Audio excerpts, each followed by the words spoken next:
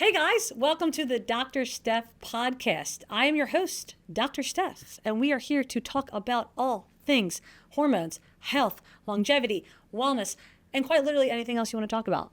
But here we are with my girl, my best friend, Dr. Brenda, who is also a chiropractor, fun fact, and also a functional medicine practitioner, which, if you don't know, we will get into that later and what that means. So, tell the audience, Doc, a little bit about yourself and specifically about what got you into hormones. Like, let's talk hormones. Let's make it hormone friendly. Okay.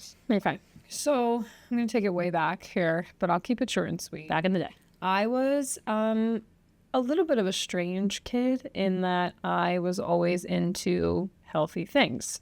That is strange. Right. So like at the birthday parties, at the dessert table, I'd be picking up the fruit, right? Like no kid is going for the fruit. They're going for the brownies and the cookies. I need you to tell them what your favorite snack was. Sardines on the porch with my dad outside. Totally. My mom hated the way that they smelled. So yeah, we were a kid. And whenever I had any type of ailment, whether it was physical or I guess not mental, but physical, Mostly physical. Whatever, musculoskeletal, etc., I would go to the chiropractor. Like, I had a sore throat, I'd go to the chiropractor, and he'd be like, Brenda, please go to the doctor. So, with that, I hated medicine, hated taking it, tried not to take it. Yeah. And that's what got me into chiropractic. Sure. Then, obviously, you go through college, you're drinking, you're doing all the things, you're eating bad, and then you get gut problems. Going on our own birth control. Just who wasn't back then? Same. Back then, I'm only 30, but you know. Yeah, sure. Back in the 2010s, everyone was on birth control, right? And then that just throws everything into total mayhem. So when I was in chiro school, that was when I came off of birth control. And that was when I really started like getting in tune with my own cycle, my own body. And that was when I started realizing like how many hormonal issues I actually did have. Not like the ones you think about, the textbook, maybe like weight gain or acne or whatever it may be, heavy periods, but I was having slightly different ones like spotting, mid-cycle spotting. I would spot for like 12 days out of the month, which is a lot. Yeah. And yeah, like short periods, scanty periods, kind of like the opposite of what you would think when you think hormonal imbalance, but hormonal imbalance nonetheless. So that was what made me deep dive into nutrition and functional med and hormones and gut. Now, did you go on the pill to fix your hormones? Like, when you went on it originally, was it like most women, oh, you want to be safe sex, or like their parents like, oh, you need to be on this if you're going to start having sex, or was this, I'm going to go on it because my cycle was really bad? You know, I like totally regret even saying this and like kind of am ashamed for saying it, but like my period when I had it when I was younger was actually like picture perfect to my recollection. Yeah. I don't remember the symptoms that came along with it, but like every 28 days I was spot on. But I was a dancer, so when you were in like on stage and you were in your tights and your costume, like you didn't really want like a heavy period. So I went on it for that. Which, interesting. Looking back is so dumb. No, well, I mean, listen.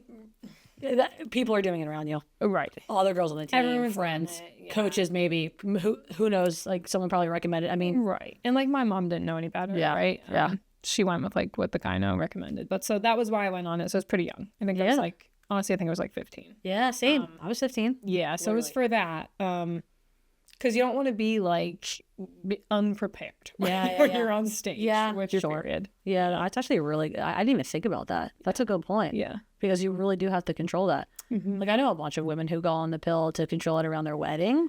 You're right. You know, my mom actually did that. She literally had back in the day, no experience with birth control at all. And then somebody told her about this magical pill. Right. It'll, prevent you from getting your period on your honeymoon, because God forbid that happened for her. So she did it to prevent her from her honeymoon. I thought that was hilarious. I'm like, well, it was short-lived. Yeah. It was short-lived. Now, how old were you when you came off of it? 22. Yeah. So what is that? 7 Are we years? twins? Yeah. Hey, guys, got me? Yeah, it's Joe. It's Joe. I literally the same. Went on when I was 15, came up when I was 23. Yeah. Wow. Yeah. Look at that. Yeah. But it wrecked me. Terrible. Oh my gosh. Isn't it the worst? Yeah, and you know what's funny? I was actually like looking at. I was never big. Like, I was never overweight in my life, but I was looking back at pictures of me. Well, you weren't going for the fruit. Yeah. But like, I was looking back at pictures of me from college, and I was like, dang, I'm like 10 pounds bloated. Like water Like legit retention. bloat. Yes. Like face, neck, arms, legs, just like easily 10 pounds of water weight from the pill. People think it's just your stomach too, you know? It's totally not. I know. Like, I was like, anyone who knew me thought I was like in shape, not overweight, but like looking at me now from then, it's like, oh wow, you actually like trimmed down quite a bit. Yeah, and you're like, I barely changed my diet. Well, we were always healthy. Right. It was literally just from that. Right. Always healthy, but like obviously I was in college, right? So like, I was drinking not as heavily as some people, but, but was drinking on weekends. Crazy.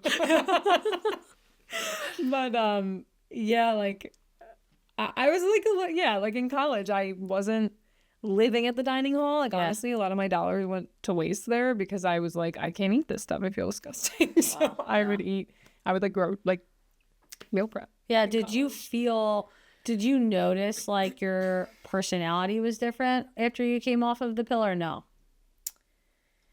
Some people do, some people don't. That's a good question. I feel like no, but it's kind of hard to say, right? Because in undergrad, I feel like I was very go with the flow, like free-spirited, not as stressed. And then you're in grad school, right? So I came off in grad school. Life is totally different. Terrible. So stressed. Oh my gosh. So anxious. Not for the weak. So like, was it school? Unsure. Yeah, that's true. I mean, I will say, I came off the pill when I was 23 because we were in grad school. And for those of you who do not know, we went to the same grad school, but we're 2 years apart, but obviously learning the same thing. So we're learning about exogenous estrogen, synthetic estrogen, and how toxic it is and how terrible it is. Right. No one ever told us that. No. You know, I went on it back in the day because my cycle was debilitating and my symptoms were terrible. And I would have pain into my legs and the flow was so heavy and it was so crampy. I'll never forget the one day.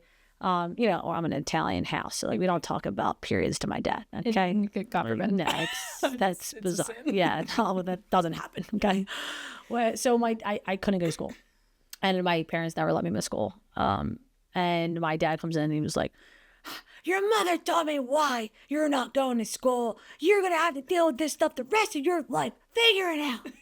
And I was like, "Dang it, I gotta get on the pill." Give me that little pack. Give me those hormones, will you? So went on that. Obviously, those pains went away. What did I know back then? Honestly, I don't know. Went through college, same thing, ripping and running and partying and drinking and doing all this stuff. And my diet was an absolute joke. I obviously did not grow up eating healthy at all. But in college, I was very apathetic. I had almost no emotion at all. Yeah. I definitely was dealing with depression and anxiety, but like not really fully aware of it. Was dealing with it through heavy drinking in college, but it was normal, right, because we were in college and everyone was partying, and then it was like getting worse and worse. And then going into grad school, it heightened because now I was away from the family. That was really hard for me, and the depression and anxiety were like kind of peaking. Boom, they teach us about estrogen, synthetic, exogenous, toxic estrogen, and what it does to your body, and how toxic it is, and how your body makes estrogen on its own, and how you should not be having this really enter your body, let alone take it every single day. Mm-hmm. How you should not suppress ovulation, how you should not be suppressing your sex hormones in general. And I went home and I threw it right in the trash because I have a lot of people who be like, "Should I wean off? Should I just do one more month?" Nah. Just chuck it in the trash. Literally, it's not. If you're listening to this podcast, well, let me first say, we're not giving medical advice. Right. Okay? But we're telling you our girl. Yeah. girl, our experiences, throw those little guys in the trash. Yeah. Literally, you know the scene from New Girl when when Schmidt takes all the birth control just as birth control? And he's like, oh, my boobs are tender. And she's like, it doesn't work that fast. Honestly, it probably does. Probably in that quantity. Yeah. Probably did do that. That's like totally overdosing. But throw it in the trash, shaming the IUD, call that doctor up. See you later, IUD. That's, oh, man, with IUD. Scare me. Yeah. Ugh. Some people, they get lost on that. Where are they going? Right. Where are they at? Exactly. Where are they lost to? Not sure it's not them. This isn't Narnia, okay? Right? You should be able There's to an find, end point. You should be able to find the IUD. I am not convinced when people say it's lost. If I had an IUD, my doctor told me it was lost. Look harder. Yeah. Uh-huh. I need a new doctor, okay? What other exam? Give me the flashlight. Oh, I'm done. Yeah. But it's true. Uh-huh. I mean, foreign invader in our body. Oh, yeah. Foreign object in our body. You cannot tell me. Also, literature will show you, but obvious autoimmune diseases. Come on, your body's going to attack itself. Yeah. Well, because your body's like, pardon my French, but it's like, what the hell is that? Uh-huh. Right? So you're seeing women with crazy lower abdominal bloat. Yeah, Crazy pelvic pressure, pain, like back pain, ladies. back pain, right? Chiropractic, right? We have ladies coming in, chronic, recurrent. Well, are you doing all the things? Yeah. But I have an IUD. 100%. Ding, ding, ding. Oh, but I have endometriosis, Dr. Steph, Dr. Brenda. I need it. Right. Man, that's tough. That is a tough battle. But I will say our clients who are doing our hormone reset program, thank God that they're so receptive to our feedback and our advice and know it, because there was also, I'm sure it's really big on Instagram still, but a lot of women who had like breast implants were having autoimmune disease. Did you see that? Yes. That whole like wave of like, I don't know if it's still out there, but it's literally the same concept. You introduce this foreign invader and your body is like, what is this? Yeah, I feel like people aren't talking about that much anymore for some reason, but it's That's suspect. very apparent. Yeah, that's suspect. Yeah. That people aren't talking about it. I mean, listen, granted, you're spending all this money on this procedure. Obviously, aesthetically, you love how you look. That is, I could see that being a really hard pill for someone to swallow. For like after like making that a financial investment, obviously loving their result. But then if they're dealing with X, Y, and Z autoimmune disease that came out of nowhere, like I promise you that probably wasn't genetic. Right. Like that was probably the shawl that broke the camel's back. Right. Yeah. Your body doesn't like things that aren't it inside of it. Yeah, Honestly. absolutely. I know when I came off the pill, man, was I crazy though. Wow. I mean, I was already a raging bee on it, but then coming off of it, it was, but I was also in grad school, so stress was at 1,000. Right. Let's throw that in there. Let's not sleep on the fact that stress will make you a raging bee. Now let's slap on the fact that I was coming off the pill after, 7 years? And I had, I didn't have a Dr. Brenda or a Dr. Steph to walk me through it. I was very much in school. Still trying to figure out we were in our master's for nutrition, taking our doctorate to chiropractic at the same time. It's just a lot of stuff. And my cycle was like, yeah, I had it every month always. So that was never a problem, but it was just so crazy. And then almost 2 years after, still crazy, I lactated. And no, I was not pregnant. So when something happens, You've been bubbling. thank God I was not public. But do you know when, something happens and the whole, you can remember the whole scenery so perfect, right? Yes. It was after the shower. I was in my room in grad school, looking at myself in the mirror, and I was lotioning my body. Right. And I literally lotioned my legs. Went to get more. Before I did that, I just touched my chest and I felt liquid.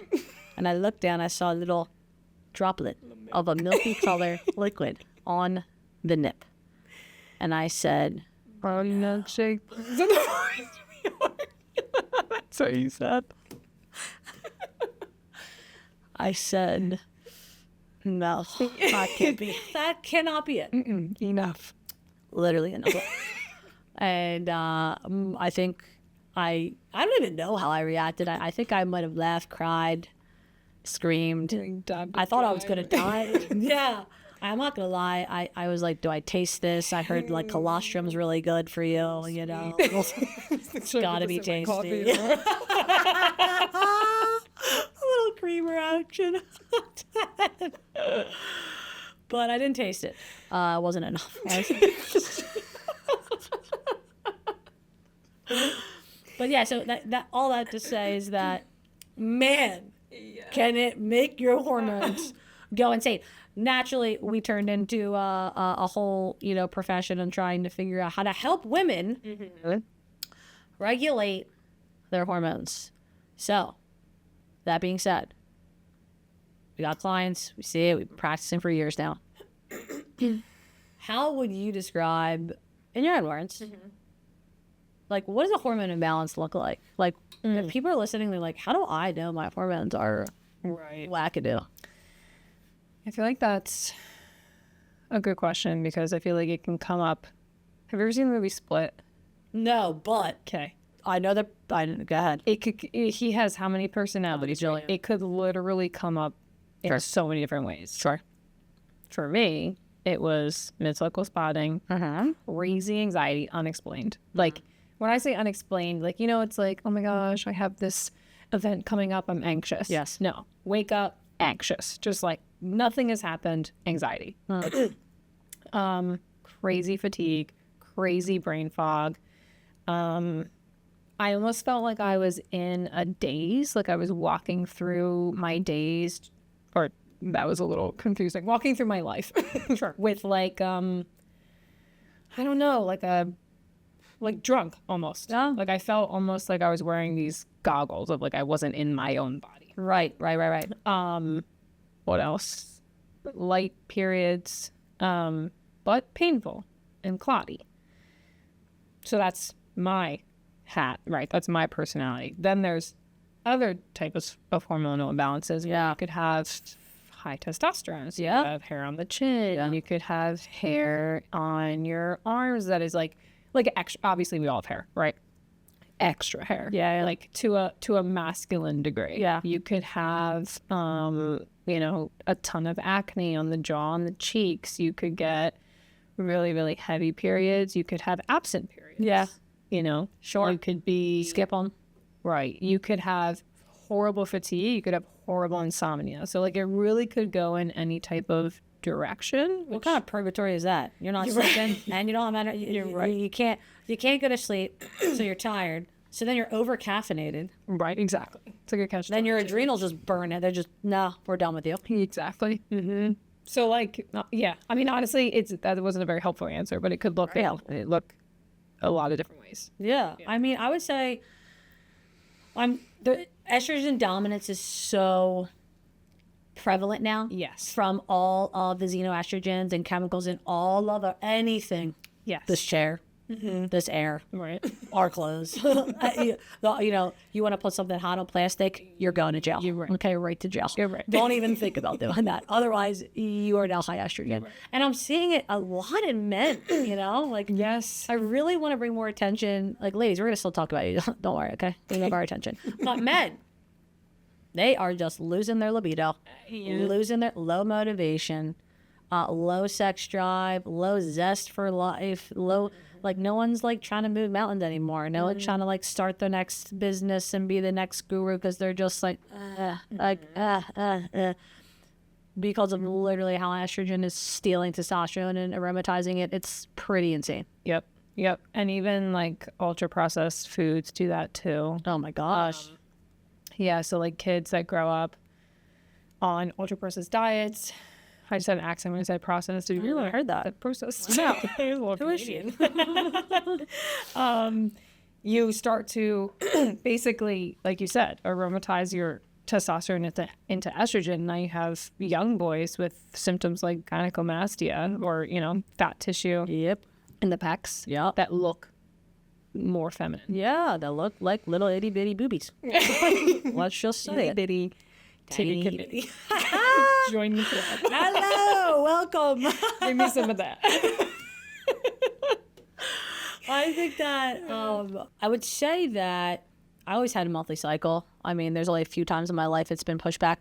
Only times it's been pushed back or late 4 to 5 days was from stress. Only times. Those are the only times. And it's not frequent for me. It is monthly. Definitely always monthly. But the luteal phase was how I knew when I was imbalanced and when I wasn't. Not quite. Never the follicular. Not so.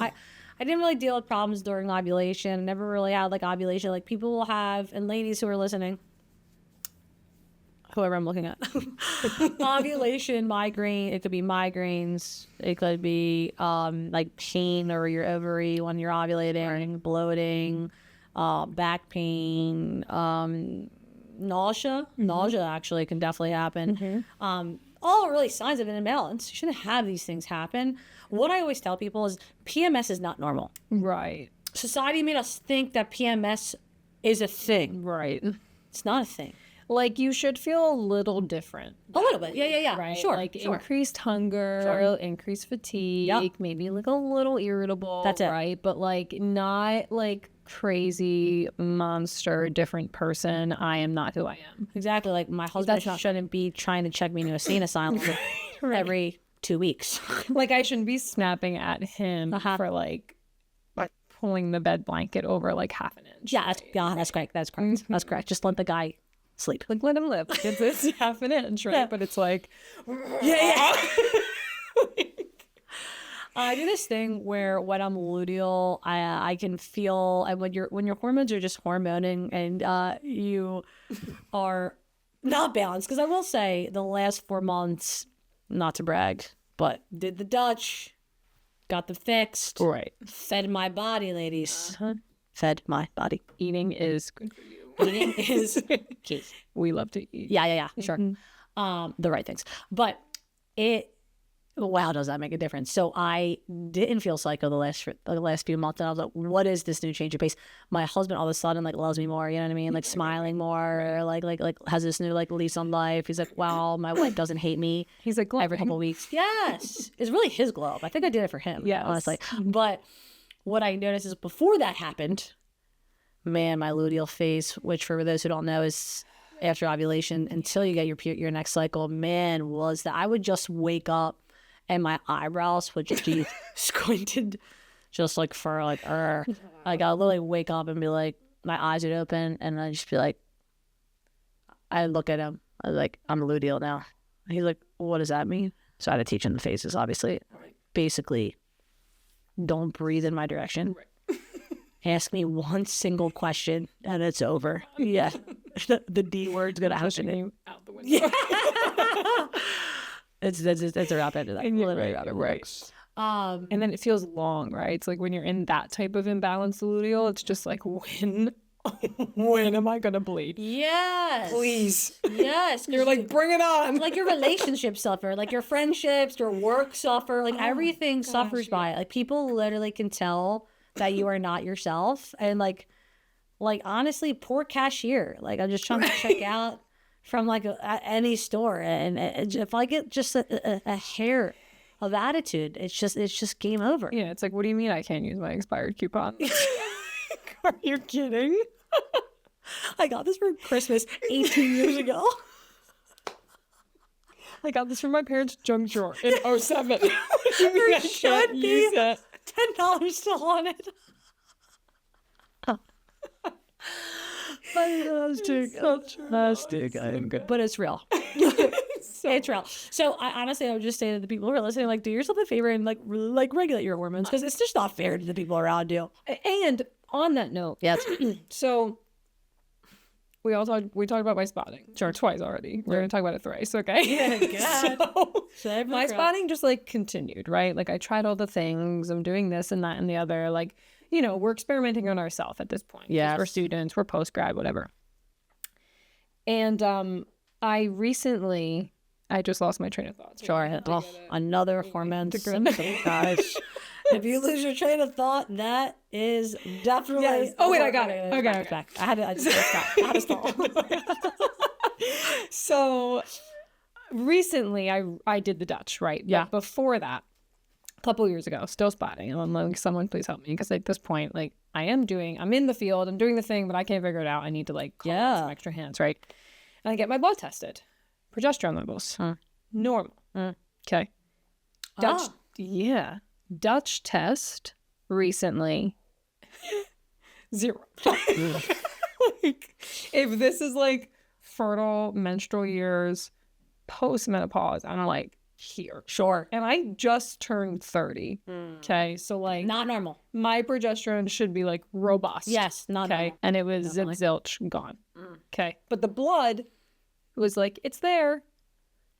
So that's why the Dutch is key. What a beautiful segue into the fact that blood work, when it comes to assessing hormones, specifically before you are perimenopausal, even during perimenopause, let me rephrase this, even during perimenopause, let's get the Dutch test done. But obviously, once you cross over menopause, Dutch has a lot of amazing feedback and tells us a lot about your body. But when you are before menopause, okay, so any age, and you think you have hormonal imbalances without the Dutch test, you're just not getting the right answer. Right. You're just not going to get the right answer because the serum blood, the blood work, the serum testing, which is blood work, guys, is going to test the production of the hormone. So it's, okay, does the hypothalamus tell the pituitary to release hormones that are then going to tell the ovary to say, hey, ovary and adrenals, release your hormones? Does that happen? 9 times out of 10, without like genetic issues or like major diseases, that's happening. It's happening. That is happening. Especially at like a ripe 30 years old. Exactly. Like, Right. how many women have come to us and have said, I'm sick of getting blood work done and telling me that I'm normal because I don't feel normal. Yeah, like we've been there. Yeah. We can relate, which I think is why so many people do, like, obviously decide to work with us, because like not only are we practicing as functional medicine doctors, but like we can relate to this. Like this is why we're in this field. Right. Literally why This is why we started it. Yes. We've done it to ourselves. Yeah. We've healed ourselves. Right. And now we're doing it for other people. Exactly. Like exactly. we've seen it work. And so we want to help you fix your issues as well. And that's like the really, how would you put simply what a functional medicine doctor does? Because I don't think people are hearing the word functional medicine like it's starting to get popular. Yeah. Describe it to the crowd. Yeah. So let's look at Western medicine, right? So when you think Western medicine, you think like your typical conventional medical system in America, right? You have your gastroenterologist, you have your endocrinologist, you have your gynecologist, and they all have a niche, right? Hormones, stomach, etc. Yeah. And while that's great because it allows them to like really deep dive into that one system. And we're not anti-medical, by the way, guys. We're not anti-medical. No. Let's just be clear about that. Right. It absolutely has its place, right? And there's a lot of very smart and caring people in the conventional medical world. But there's a limitation to having that deep of a niche when it comes to the human body, because all of the organ systems are interconnected, right? Like you and I both know that if you have a gut issue, like let's say you have a parasite, that's going to rob you of some of your hormones, right? Like maybe your cortisol is going to dip, and then that's going to rob you of your progesterone. And now maybe you're also having like high histamine levels or something along those lines. And now we have an allergist, a gastroenterologist, and a endocrinologist or gynecologist for a problem, for 3 different symptoms that are all coming from connected To one root cause. sources, one root cause, right? So when you think functional medicine is going to be a functional medicine doctor. They're typically holistic, right? So they're not using prescriptions or medications, but they're using vitamins, minerals, herbs, and other supplements as their healers, if you will, as their medication. And they're looking at your body as a whole. So you come to me, you say, Dr. Brenda, I've been having, constipation for 5 years. All right, well, I'm not just going to hand you a laxative. Sure, right? I'm going to ask you more about it, right? Is it just constipation? Is it constipation diarrhea alternating? Do you have bloating with it? Do you have pain after meals? Do you notice that there's any food that triggers it? How's your cycle? You came to me for your constipation. I'm asking you about your cycle. Do you have any allergies? Do you have any of this? Do you have any of that? So we look at all of the systems, and then we're going to run tests that take a deeper look into those systems to see what the root cause is. And we're treating all of your organ systems instead of just the one together. Yeah. So with natural, holistic methods, diet, supplements, exercise, stress relief, lifestyle factors, etc. I don't think you could have said it better. Yes. Did you plan that? Actually, I know. It's even better that way. Yeah, that was so perfect. I mean, the endocrine system literally has receptors in every single cell. Right. Like you can't, and that's why it's so cool to watch women, you know, lose weight or regulate their thyroid or regulate their gut or X, Y, or Z from regulating their hormones. When people hear hormones, they just think sex hormones. They're not thinking about neurotransmitters. They're not thinking about, you know, they're not thinking about their blood sugar. They're not thinking about their satiety hormones, their leptin or their ghrelin. They're not thinking about all these other factors, the growth hormone, their adrenaline, you name it. And they all just want to be friends. They don't want to be in this battle. Right. They don't want to be in this fight. And man, the buzzword cortisol, huh? Yeah. The buzzword cortisol. I love hearing about cortisol, talking about. We're not going to get super far into cortisol because I think that is a podcast by itself. But like, that is such a great representation of like how much power hormone has on your body. Like, how many women do you know that until they regulate their cortisol, they're not losing that weight? No. Their cycle's still trash because now even their hunger's so suppressed. They can't eat well throughout the day or properly. Now they're going to get bingy. Now they're affecting their blood sugar. It's this terrible cycle. Yeah. But then, you know, everyone wants to just take whatever supplement they heard on the podcast. This is not a plug. But that is why the Dutch complete test is so important, because you should not be just YOLOing what supplements you're taking. Like, let me just take whatever. Right. Oh, I heard this blah, blah, blah person on this podcast and she seemed to know her stuff and has X, Y, and Z to say, let me just get this supplement because those symptoms sound like my symptoms, but you have no testing to prove it. Right. Ooh, what a slippery slope. Yeah, because you know that I already did that before, guys, okay? I lowered my estrogen way too far and I was having hot flashes at 31 years old and 32 years old, because now I'm 32. And I actually didn't know what they were, which can also happen, by the way, if you're fasting inappropriately at the wrong time. So don't do that. Right. But, man, I love when we're treating older women who like to complain about hot flashes. And if you're listening to this and you are older, please consider bioidentical hormone replacement therapy. We do it here at New Heights Chiropractic and Wellness. That is a plug. That is actually full transparency. Yeah, plug. Yeah. Like, please call us. But it's because we care. Yeah, we need it. We do care, and we do need it. And like the way that it protects your brain, your bones, your heart. I mean, wow, is it profound? So good. But I had someone. They're like, "What do you know? You're only 31. You don't know hot flashes." And I'm like, and you know exactly what patient I am referring to by that little. And yeah, I certainly do, because I took too much, and it wasn't the wrong supplement. It was actually the right, but too high of a dose, too long, too extended period of time. Yeah. And this is why we learn so much from our own bodies as we're working with women. But yeah, I totally messed I just lowered it too much. I was doing all the things, but it went too low. Yes. And man, did I have hot flashes first half of the cycle. And I don't wish this on anyone, by the way. I would actually ice my hands. I would literally put ice packs on my hands, and then these son of a bitches, I don't even care. Someone block that out. The heat would move. Like if it was on if it was on my hands, I would put the ice on my hands, and then it would move up into my forearm. Yeah, it literally dipped. It just kept. I couldn't believe it. I actually started laughing the one day. They are brutal, though. It's crazy. They're brutal. Yeah, they're absolutely brutal. So I really don't wish that on anyone. And I say that because if you're getting proper testing, you can learn exactly what your body needs and take what it actually needs in the right dose and the right, time frame, quantity, extended. You don't need to be on a lot of these hormonal supplements. Honestly, most people don't even need to be past 3-4 months. Right. People are taking them for years. People come, I've been taking Maca or NAC or Maca or DIM detox or this or that for years, and I'm like, why?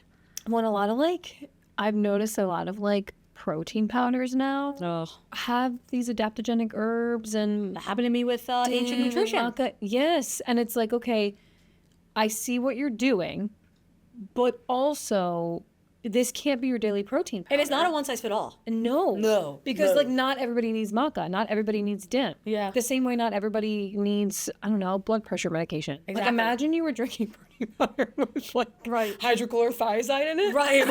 And you had normal blood pressure. Nothing. It's just, it's not. Speaking of that, I was taking, I was drinking Ancient Nutrition's chocolate one before and I saw the adaptogens and I was like, oh, great adaptogens. This is before I had taken my Dutch, and obviously my cortisol was laughable, Irish. And I was having such bad anxiety, not realizing it was right after the protein shake, and heart palpitations. It was the protein shake because of the ginseng in it. Yeah. Oh, I didn't even realize it. It was 1,000% the ginseng panics, and I was like, that I should have known. You were like, let's go. I can run a marathon, and then have a heart attack. Oh, yeah, this is good. Yeah. Listen, most medications were derived from herbs. Right? Yeah. So they're potent. And you shouldn't just be winging it. No. Especially if you have no knowledge on the matter.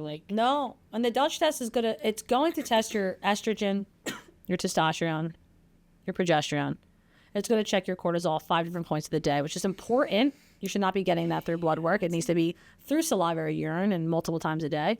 It's going to show us the health of your adrenal glands if your cortisol is either really, really high or really, really low, which both of us have experienced. I was experienced high. You've experienced low. So we make this perfect combination. We're just one whole human being. It's going to check your thyroid function. It's going to see if your liver's sluggish. It's really going to test the way you are metabolizing your estrogens down. There's 3 different pathways, 2 of which can very much mutate cells into cancerous cells down the line, which is really important for us to see so we can get people off those metabolic pathways in the liver. We don't want that to happen. We don't want your estrogen to get metabolized through those pathways. Right. It's absolutely going to show you if you're breaking down oxidative stress well or not. It's absolutely going to show if you have too much bad bacteria in your gut, so dysbiosis in your gut. It's going to show us if you're low in B vitamins and biotin, if you don't have enough glutathione, which is the mega antioxidant in your body to break down free radicals so your cells do not mutate into cancer cells. So the Dutch Complete Test is our favorite when it comes to hormones in functional medicine world. We both love it. We both learned so much about so many clients that we worked with, including ourselves, and it all really started with us. And we just want to let you guys know we did a lot of trial and error on ourselves. We have put ourselves through hell. Yeah. To help all of you. Yeah. I could tell you almost what every supplement may or may not give you side effects on, because I've taken it. I mean, thousands. For you. Thousands. How much money do you think you've spent on supplements? And actually, how much money do you think you spent on supplements? Not because we need them regularly, the ones that we're doing, but all the things we tried, right? Yes. And then how much money do you think you spent on protein powders that you did? Oh my God. I'm going to tell you right now, I probably spent $2,500 on protein powders I did not like throughout my ears. Yeah, throughout my ears. Minimum. Man, I still don't like any of them. What'd you say? More than that on supplements. Oh my gosh. LOL. I wish it was that low. Yeah.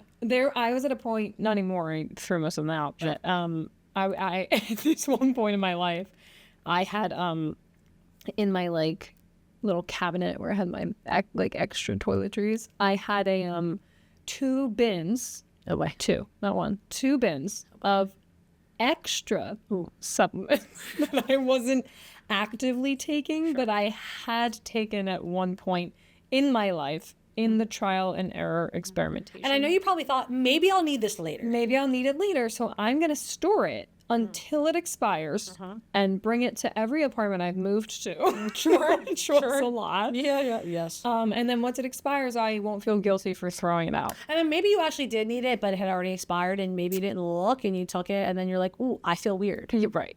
Because it's expired. Yes, I'm lightheaded now. It's just a digestive enzyme. Relax. Next step, do I have a brain tumor from this berberine? And for all of you to know, yes, she goes 0 to 1,000. Not 0 to 100. Dr. Brenda goes 0 to 1,000. Yes. But we're here for it. We love her. Dr. Brenda, thank you so much for joining this podcast. You're going to be a regular. Yay. Because you're the best. Where can we find you? Where can people follow you? Where can people see your content? Because you're hilarious. Thank you. And so smart. So you can find me on Instagram. Amazing. My handle, get your notebooks out. It's a long one. My handle, which I might change for ease, is dr.villecco. Perfect. That's it. Dr.Villecco. We got a mix of education. We got a mix of funny. And dancing. Yeah, and stay tuned. Stay tuned. There's a good one coming. Seriously, stay tuned. I mean, come on. It's you have gonna to. be so good. Yeah, it's going to be great. Yeah. And obviously, if you're not following me already, Dr. Stef, DRSTEF_. No, it is not PH. No, it is not PH. It is F. But Italian. It's Italian, guys. The first name's Stefania. It is not Stephanie. And a lot of you guys who know me and have known me, and I've been your doctor or chiropractor for a while, are going to hear this podcast and be like, oh my gosh, I thought it was Stephanie for years. I just didn't correct you. I just didn't want to be rude. But here we are. Amazing. Well, thank you so much again for being on the podcast. And we got to tell everybody to keep tuning in because we have to keep taking your health to new heights.